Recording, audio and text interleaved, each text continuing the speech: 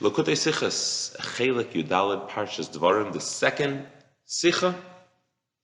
We're going to not read it from the text, we're going to go through it as the Rebbe lays it out in the Sicha. This is a short and concise Sicha in Pshutei Shel Mikra. The Rebbe takes one sentence, all the Mefarshim tackle how to understand this sentence, its placement within the text, and the Rebbe will explain it simply in a straightforward manner in Pshutei Shel Mikra, based on the way Rashi understands this sentence. Okay, let us begin. There is a fundamental rule that the Rebbe sees in Rashi, and that is that Rashi addresses kol, every single question that would arise to the reader who's going through the Torah. If there's a question that one would have on the text of the Torah, Rashi must address it. And if he doesn't address it, then one of two possibilities. Either it's not a question, or Rashi addresses it somewhere else, or if Rashi doesn't have an answer, he would actually tell us, any day, I don't have an answer. So Rashi doesn't leave any stone unturned.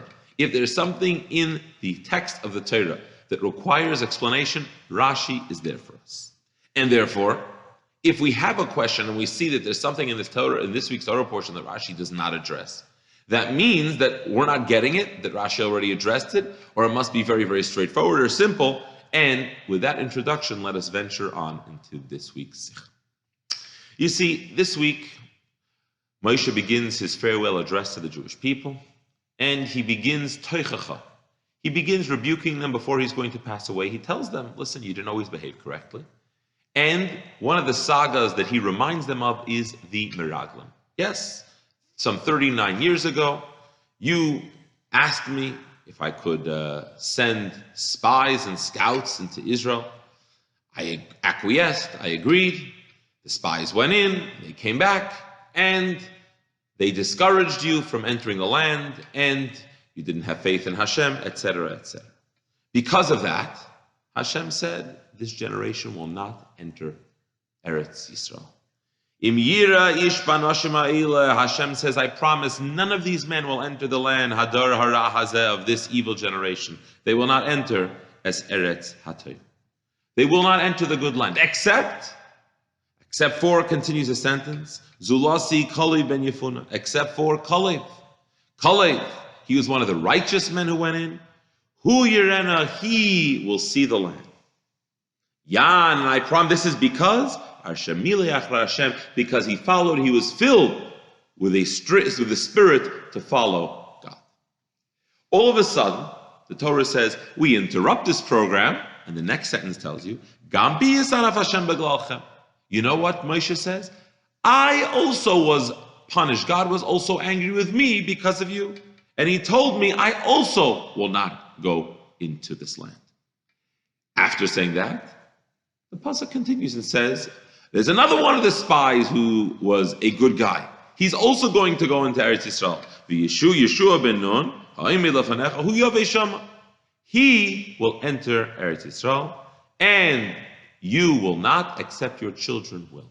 So, this is the monologue that Moshe gives the Jewish people. He tells them, guys, you messed up many years ago. Hashem promised that you wouldn't enter the land except for Yeshua. Then Moshe interrupts and says, I also am not going to go in because God got angry with me because of you. And then the narrative continues and saying, another one of the spies is going to enter, not just Kalev, also Yeshua. And the question is an obvious one. Why in the middle of this narrative, in the middle of this monologue, in the middle of this toichacha, do we interrupt with a sentence about Moshe? How is that related? Moshe is not entering the land, had nothing to do with the story of the spies, seemingly. Moshe wasn't able to enter because of what happened when he hit the rock. And that was because of the Jewish people, because of their complaining. That's true, but that happened 39 years later. It didn't happen at the same time. So the question is, why interrupt? Why interrupt this narrative with a sentence about Moshe not entering the land of Israel, which took place 39 years later and which was for an entirely different reason? Okay. There are three approaches the Rebbe will bring in this Sicha, all of which the Rebbe says do not fit with the way Rashi would see the text. So let's begin. First of all, there's the Ramban. The Ramban says that the Torah lumps them together because the Torah is putting together all the different people who didn't enter the land of Israel for different reasons. Those sins go together. So therefore, the generation, they didn't enter the land of Israel. Why didn't they enter? That was because of the Meraglim. Moshe didn't enter because of the episode of the rock. It puts them together because we want to now tell you who's going into Israel and who's not going into Israel. The Rabbi asks 3 questions. First of all, if you want to put that in, why right in the middle here? It can be before, it can be after. Why in the middle of the story? Second of all, Moshe says, also because of you, I can't enter the land of Israel. What do you mean because of you? This is the generation that's going into Israel already. The previous generation has already died out, as we were told. They finished their punishment. They've already died out. These are the people who are going into Israel. It wasn't them. And lastly, even if for some reason you need to put it in there, why stick it in there right between Kalev and Yeshua? You couldn't find another place which doesn't literally interrupt the narrative? Other Mefarshim, the Abarbanel and others, say, no, we have a different explanation. Actually, Moshe not entering the land of Israel was also related to the Meraglim. You see, Moshe did play a part in the story. They came to Moshe. They asked him to send spies. Moshe acquiesced. Now, yes, he consulted with Hashem. Yes, it wasn't necessarily something that was wrong that he did, but because of him, had he said no, then the entire sin of the Meraglim would not have occurred. The spies wouldn't have been sent into Israel. So Moshe did have some culpability, and that's why Moshe inserts himself to put him there. Now, was it because of the rock as well? Yes, but there can be a combination and a number of reasons. For instance, an example would be Aaron's sons. Aaron's sons passed away. And if you look through, there are many reasons. They entered the Holy of Holies, they were drunk, they also had expressed and taught a law in front of Moshe and Aaron, etc. There are many reasons that it could be a combination, a conglomeration of reasons, all of which contribute to one outcome. And that can be the same thing here. And therefore, Moshe in the middle says, guys, what you did had an effect on me as well. Okay? Now, in addition to the fact that that doesn't answer why it had to be specifically between Kalev and Yeshua, you couldn't find a better place in the story itself to put that. Okay, fine. But even if that is true, that certainly can't be the way Rashi approaches it. Because Rashi had told us, Rashi says, and I'll quote the word, Shaloi hoisa bahem ela zu bilvad, that the only and sole reason for Moshe not entering the land of Israel was because of the episode with the rock at Mei Meriva.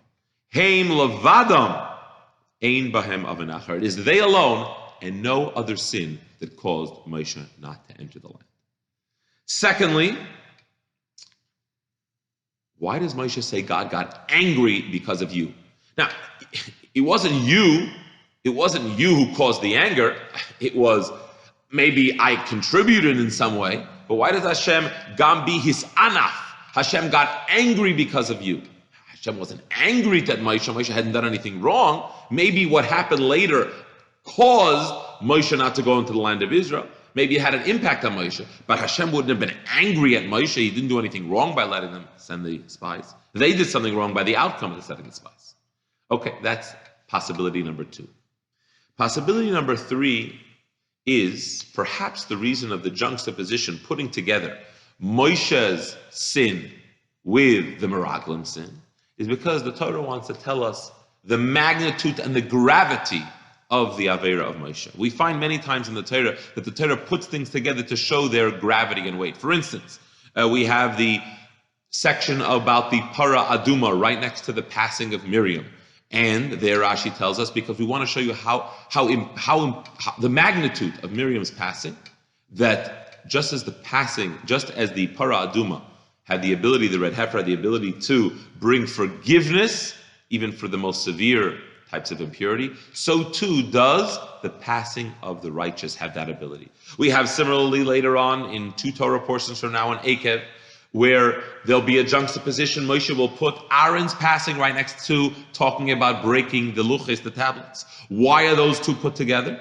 Because the Torah wants to tell us that the passing of the righteous are as serious as the breaking of the luches. So these are different reasons, different areas where we see that the juxtaposition of two things show the magnitude and the gravity of something. So perhaps the reason that we mention and we insert Moshe's sin, or the episode surrounding Moshe not entering Israel, the rock, right within the narrative of the Meraglim, of the spies, is to show us how severe and how serious Moshe's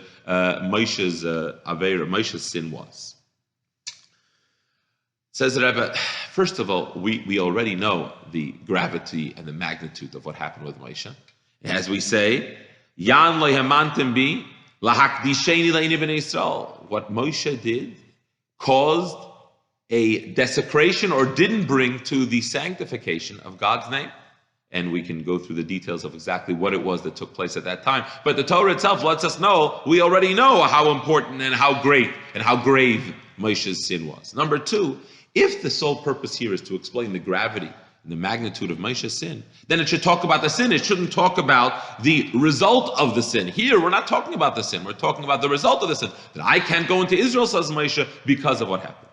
So these are the three possibilities, all of which the Rebbe negates in the Sicha for various and different reasons, and they do not fit with Rashi's interpretation. And therefore, when you see the answer, it's almost difficult to understand how there was a question to begin with. You read the text, it reads beautifully, it reads simply, and here is the Rebbe's understanding of this Torah, of this sentence. Moshe is speaking.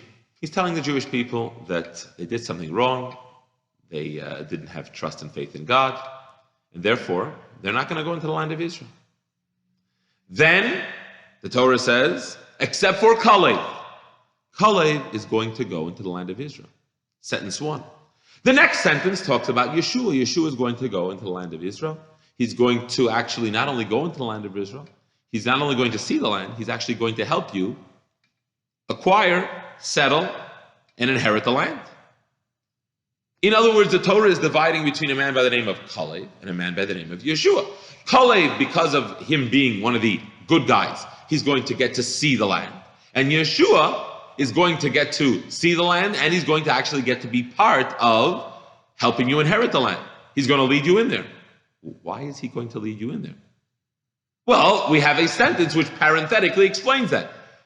In other words, yes, they're both equally wonderfully acted virtuously when it came to the spies, but because I'm not going to be around anymore, Yeshua is going to be the one to take you in there. So therefore, first we mention Chelek. We say, okay, he's going to get to see it. Parentheses, Moshe says, and I'm not going to be around anymore. And then the sentence continues. Therefore, Yeshua is going to be the one to bring you in. That explains it beautifully. There the text reads perfectly. No need for any explanation. And you even wonder when you hear this answer, what was the question to begin with? That's the best type of question. And Rashi doesn't need to explain that because this is actually something we find many times in the Torah. We'll find the Torah will be in the middle of a narrative and it'll put one sentence in, so to speak, parentheses. You have, when the Torah is describing the man, it talks about it and says, by the way, the Jewish people ate the man for 40 years. It's not necessarily part of the narrative of the saga, but we include that to help us understand what will go further. Here as well, Chelek, you get to see Israel. Parentheses, Moshe says, I'm not going to be there. Continue, therefore Yeshua is going to not only see the land, he's going to help you inherit the land. And therefore, Moshe is saying, because of you, I can't go into Israel. Obviously, he's not talking about to these people. This is in parentheses. Parentheses means because of you, the Jewish people, because of you complaining about the water, and because of you not being rebellious towards Hashem. Because of that brought about my inability to enter the land of Israel. However, if the sole point here is to have a parenthesis, then it should just be a parenthesis. Moshe should say, I'm not going to be around anymore. Why the necessity to add, I'm not going to be around anymore because of you? How does that seems to not fit within the narrative. Okay, I understand that you want to mention that Moshe is not going to be here to explain why Yeshua and Chelek are different. Yeshua is just going to go in as a bystander, whereas Chelek is going to only go in as a bystander, whereas Yeshua is going to go in as a leader. To explain why Yeshua is going to be the leader, okay, that's because Moshe is not going to be around anymore. Fine. But why mention that Moshe is not going to be around anymore because of you? Why is that important? Why doesn't Rashi address that issue? The answer is Rashi already did address that issue. 2 weeks ago, 3 Torah portions ago, in Parshas Pinchas, where it mentions Moshe's inability to go into the land of Israel because of what happened at Kadesh in the rock, there Rashi tells us the reason that we mention, the reason the Torah mentions the reason for Moshe not being able to go into Israel is because it wants to specify and single out that Moshe's sole reason for not going into Israel is because of what happened with the rock. In other words, he's not part of the rebellious nature, those who didn't believe, didn't trust, didn't have faith in Hashem during the desert. No. Anytime the Torah will mention Moshe's passing, it will be sure to mention that Moshe's passing is not related to, God forbid, heaven forbid, a lack of faith or trust in Hashem. It's a separate saga, a separate reason. It is defending the honor of the Jewish people at Kadesh when it came to the rock and when it came to the well. And that, therefore, is the reason that even while we're in this parenthesis, and we're just mentioning Moshe's passing or Moshe's inability to go into the land of Israel as a side note, parenthetically, here we still need to include the reason Moshe is not going in. Why is Moshe not going in? Because of the rock, not because of anything else. And that's for Moshe's honor. And this actually explains something else. The words in the Torah are, I'm not going to go in. Why am I not going to go in? L'manchem, because of you. And it's actually interesting because next week's Parsha, Rashi is going to actually explain the word l'manchem. Grammatically, he's going to say that it means bishvilchem, for you, you caused this to happen. He's going to bring a sentence from Tehillim. But since that isn't the first place that the word l'manchem appears, that word appears right here, why doesn't Rashi feel the necessity to explain it, to translate it here? Why does he only translate it next week's Torah portion? And the answer is because really here, it's just parenthetical. It's not really part of the text. Therefore, Rashi does explain it. He explains it the first time, where it's actually essentially a part of the narrative of the Torah. Again, once you see the way the Rebbe understands it, it's really difficult to understand what the question was to begin with. And this explains Pshutei Shel Mikra, the straight, simple, forward reading of the sentence according to Rashi. Thank you.